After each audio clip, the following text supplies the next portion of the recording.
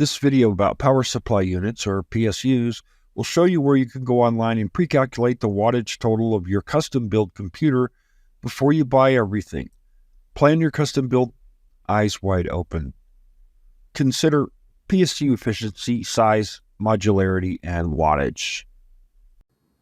Let's familiarize ourselves with some PSU basics, starting with efficiency. The 80+ ratings associated with PSUs tell us that 20% or less power will be wasted off the top. The precious metals attached to a given PSU classifies its efficiency. A higher number is better. A PC system with a gold-rated PSU running at 50% wattage is only losing 11% waste. That's the expected efficiency. Higher ratings, bronze to titanium, means less power is wasted, reducing electricity costs and even cooling needs.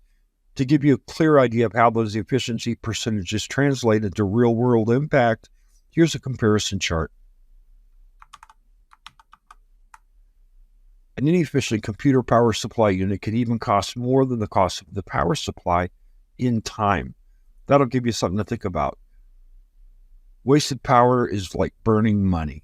Burn, burn, burn.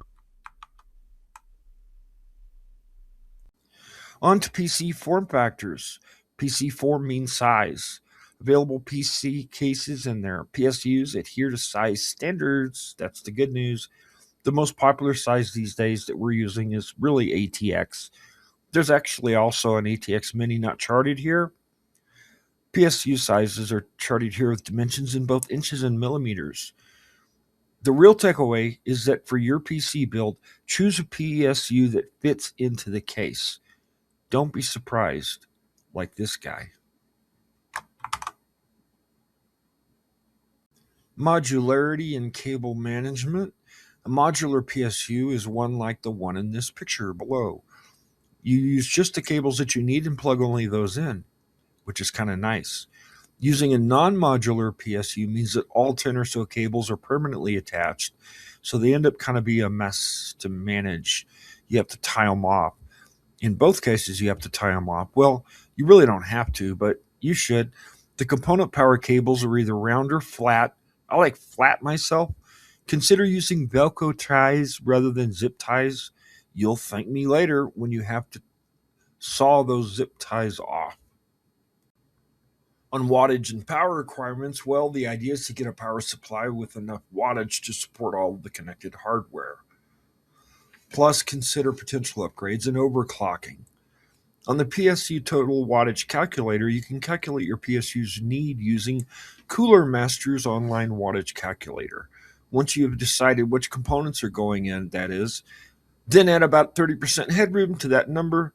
Now to online Cooler Master's PSU wattage calculator. This company makes CPU coolers, liquid and air, power supplies, fans, and I think even CPU thermal paste. Anyway, they've been around for a long time. Let's get to their website. As you're building your computer, you're going to wonder which wattage of power supply unit that you should select. I found an online calculator that helps you calculate the total of all your components together, and then you can add about 30% to that for headroom. Here it is, coolermaster.com. I'm going to go ahead and put in a computer that I built for myself, the components, an AMD CPU. It's a AM5, and here comes the CPU. Wait for it. Yep, 9800X3D. Form factor, ATX. I'd say that's common there. And I went ahead and got the AMD. The NVIDIA drivers were having problems in the last quarter, and not my cup of tea. So I went with the AMD. Never been happier with a video card. One of those. Memory module, one pair. Because if I get two pairs, then I have to dumb down the memory anyway. One SSD. No hard drive, no optical drive, no spinning disk, I should say. And I go to the top and look at my calculations, and there it is, 529 watts is what I need. Add 30%. I'll be okay with 660. I got an 850. It only draws what it needs.